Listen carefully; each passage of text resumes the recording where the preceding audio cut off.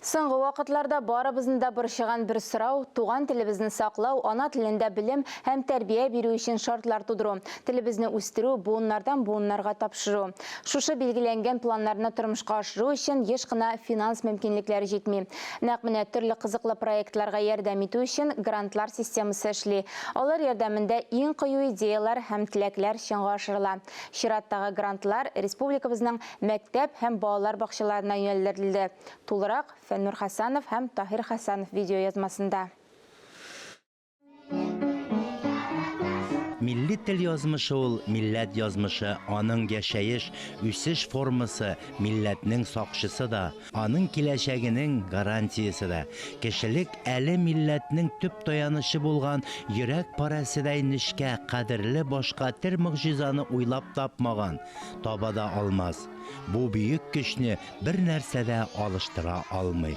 Абрар Калимуллин. Үткән 2021 ел туган телләр һәм халыклар бердәмлеге елы кысаларында Татарстан Республикасы территориясендә яшәүче халыкларның телләрен, гырыф-гадәтләрен, мәдәниятләрен саклауга һәм үстерүгә юнәлдерелгән проектларны гамәлгә ашыруда муниципаль мәктәпкәчә белем бирү оешмаларына һәм муниципаль гомуми белем бирү оешмаларына ярдәм итү гранты булдырылды һәм шушы грантларны отучы балалар бакчалары һәм мәктәпләре билгеләнде. Шул Татарстан телерадио компаниясының иҗат төркеме Казан шәһәре Совет районының җиңүче мәктәпләре һәм балалар бакчаларында булып аралашып кайтты. Казан шәһәре Совет районында барлыгы 40 мәктәп һәм 91 балалар бакчасы эшләп килә. Бу грантта катнашучыларны башта безнең районда оештырылган комиссия аларның эшләрен карап, аларны бәяләде.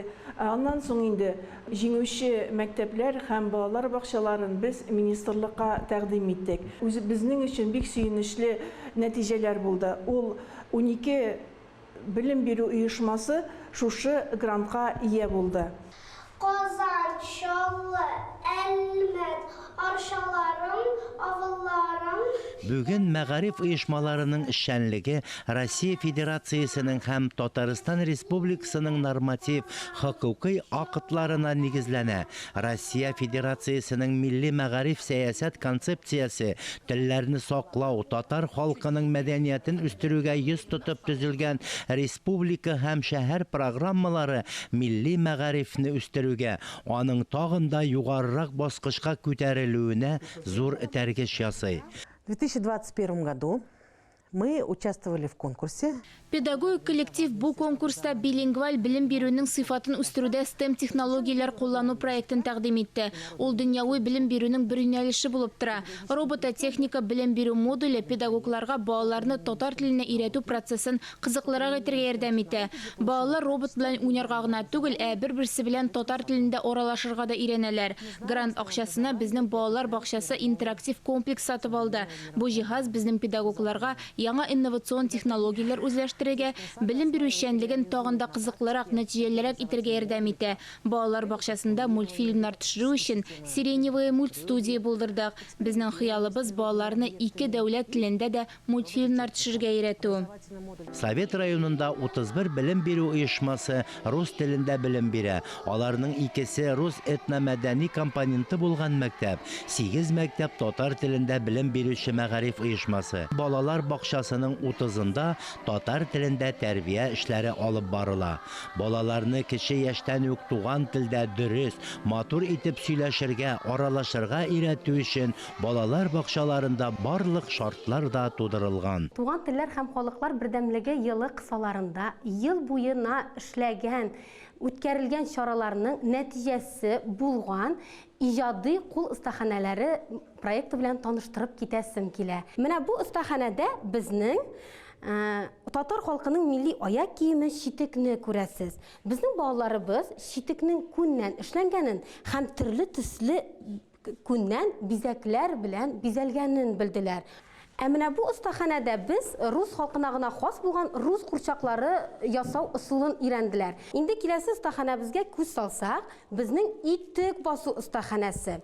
Иң элек бу остаханәдә балалар итек басу тарихын өйрәнделәр, аннан ничек итеп басу ысулларын карап чыктылар һәм үзләре дә шундый матур итекләр ясап дөресрәге бастылар.